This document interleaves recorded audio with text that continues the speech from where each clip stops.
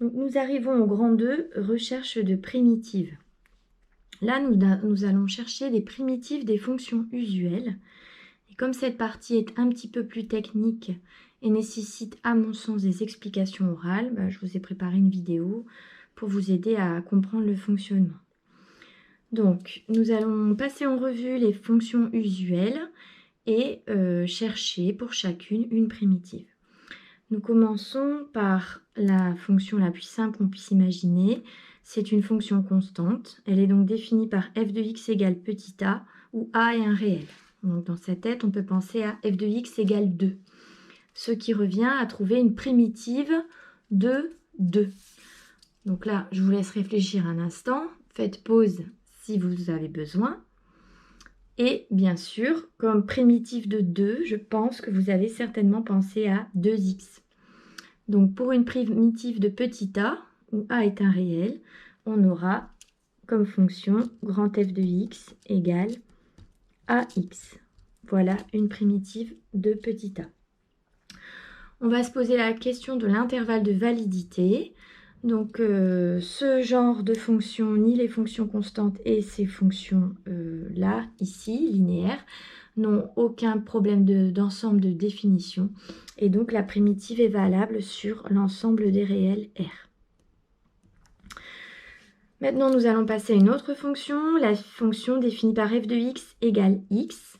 Et donc là, nous allons chercher une fonction, une primitive de cette fonction. Et donc, qu'est-ce que ça veut dire? Ça veut dire que nous allons chercher, donc là je fais un petit tableau, nous avons la fonction petit f qui vaut x. Donc en fait, on cherche une primitive grand f, telle que quand on la dérive, on trouve petit f. Voilà, donc j'ai fait un petit tableau pour nous aider. Donc là, nous cherchons une fonction dont la dérivée vaut x. Donc, qu'est-ce qu'on va bien pouvoir mettre ici? Alors, certains d'entre vous ont trouvé la réponse et pour d'autres, c'est un petit peu plus difficile, donc je vous laisse quelques instants. Et donc, ici, là, vous avez normalement pensé à vous dire, tiens, si je veux x comme dérivée, eh bien, je vais essayer avec x carré. Donc, on pense naturellement à x carré. Seulement, quand on dérive x carré, on obtient 2x. Donc, quand j'obtiens 2x, c'est assez proche de x, mais ça n'est pas x. Donc, pour obtenir une primitive de x, eh bien, en fait, tout simplement, il suffit d'enlever ce 2 en divisant par 2. Donc, on divise par 2, on obtient bien x. Mais si on divise par 2 la dérivée, c'est qu'il fallait diviser par 2 la fonction de départ. Donc maintenant, on peut réessayer dans sa tête. Quand on dérive x carré sur 2, on dérive x carré, on obtient 2x. Donc on obtient 2x sur 2 et 2x sur 2 vaut x. Donc c'est bon, nous avons trouvé une primitive de cette fonction qui est x carré sur 2. L'ensemble de validité est également R, il n'y a pas de valeur interdite.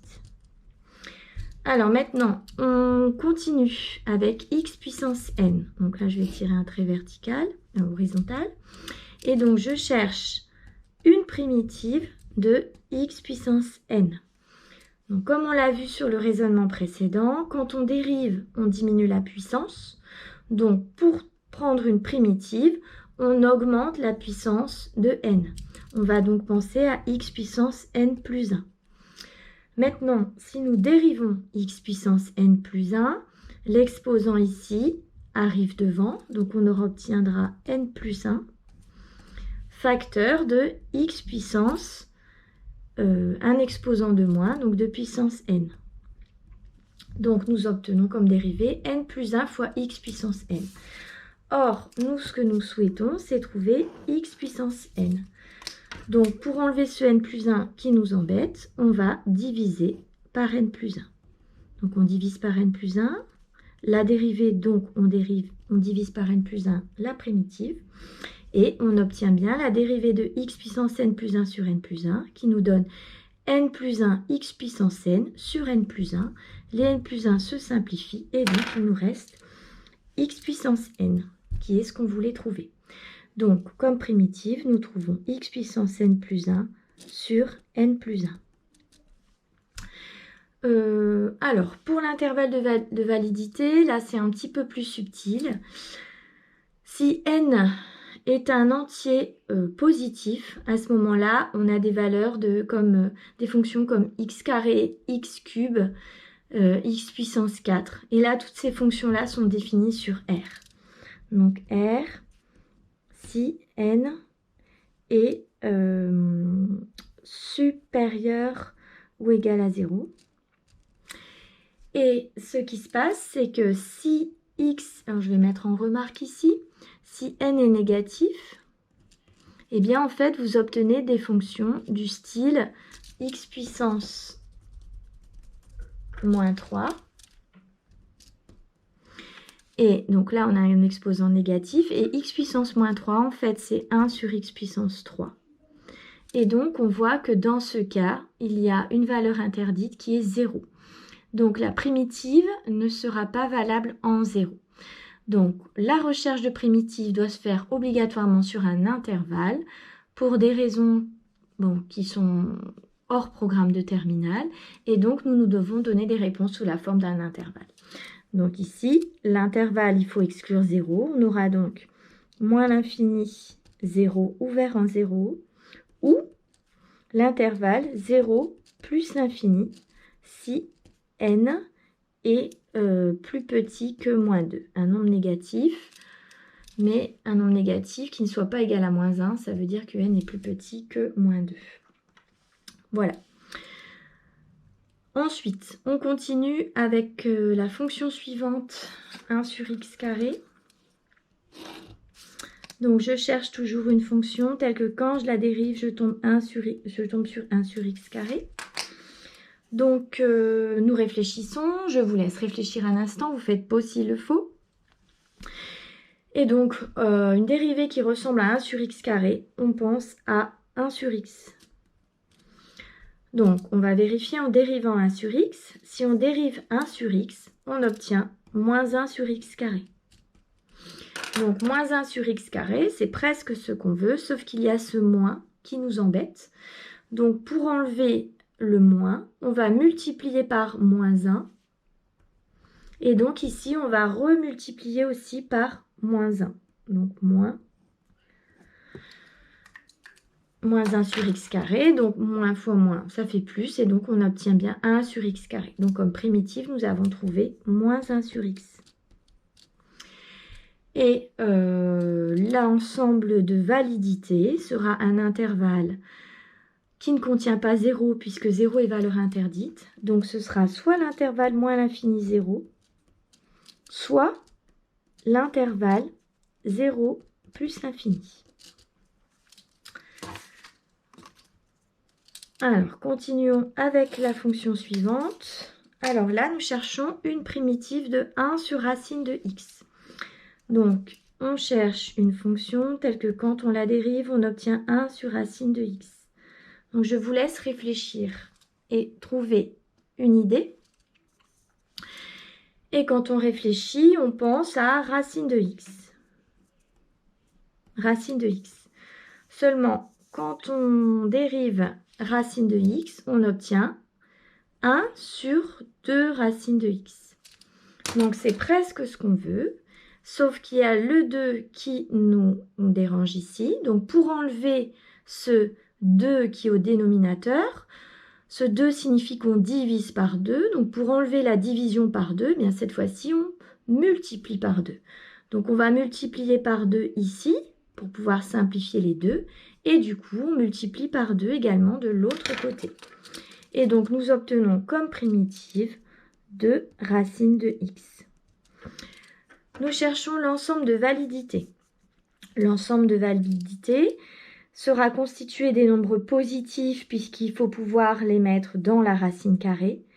Donc, les nombres positifs, mais on va exclure le nombre 0 parce que si x vaut 0, là, ça peut fonctionner puisqu'on aura racine de 0. Mais par contre, ici, on aura 1 sur racine de 0 qui fait 1 sur 0 et qui n'existe pas. Donc, il faut prendre les nombres positifs, strictement positifs. Donc l'ensemble de validité est 0 plus l'infini. Ensuite, nous poursuivons toujours avec ce même tableau. Donc, nous cherchons à chaque fois une primitive, c'est-à-dire une fonction, telle que quand on la dérive, on obtient la fonction de départ. Donc là, ici, nous cherchons une primitive de cosinus x. Je vous laisse réfléchir. Et effectivement, nous avons la fonction sinus qui se dérive en cosinus. Donc directement, on obtient sinus x. Les fonctions sinus et cosinus n'ont pas de problème d'ensemble de définition, pas de valeur interdite. Donc l'ensemble de validité est R. Poursuivons avec la fonction sinus. Donc une fonction que l'on doit dériver pour obtenir sinus x. Donc je vous laisse réfléchir. Et on pense à cosinus x. Mais cosinus x, attention, se dérive en moins sinus x. Donc, pour enlever ce moins, on reprend le procédé de tout à l'heure. On va devoir multiplier par moins 1. Alors ici, bon, je suis un petit peu embêtée, j'ai pas de place. Je vais multiplier ici. Et donc, de l'autre côté, on multiplie par moins 1 également. Et on a moins cosinus x. Donc, moins cosinus x comme primitive. Et pareil, l'intervalle de validité est R. Allez, poursuivons avec l'avant-dernière fonction usuelle que nous connaissons, la fonction exponentielle. Donc la fonction exponentielle, là c'est très facile, hein. On cherche une fonction qui se dérive en exponentielle. Eh bien c'est elle-même, c'est la propriété caractéristique de la fonction exponentielle. Et donc nous trouvons l'intervalle de validité qui est également R puisqu'il n'y a aucune valeur interdite. Pour la dernière fonction, vous réfléchissez et vous cherchez une fonction qui se dérive en 1 sur x. Et donc là, c'est une fonction particulière qu'on a étudiée. Et bien sûr, c'est la fonction ln. Et la fonction ln est définie sur 0 plus l'infini ouvert. Donc nous trouvons l'intervalle de validité qui est 0 plus l'infini ouvert. Donc, voici le tableau des primitives, des fonctions usuelles. Et ce tableau, eh bien, il faut le connaître par cœur parce que c'est ce tableau qui va nous permettre de calculer des primitives de fonctions, tout comme vous connaissez par cœur le tableau des dérivées. Donc le tableau, on l'apprend par cœur. Pour les intervalles de validité, bon, c'est pas ce qu'il y a de plus important, donc il faut vraiment se focaliser sur les formules. Et toutes ces formules-là, on doit les connaître sur le bout des doigts. Maintenant, si on a un doute, comment on fait? On fait exactement le raisonnement qu'on vient de faire et on peut toujours retrouver les résultats à partir du tableau des dérivées. Voilà pour ce tableau.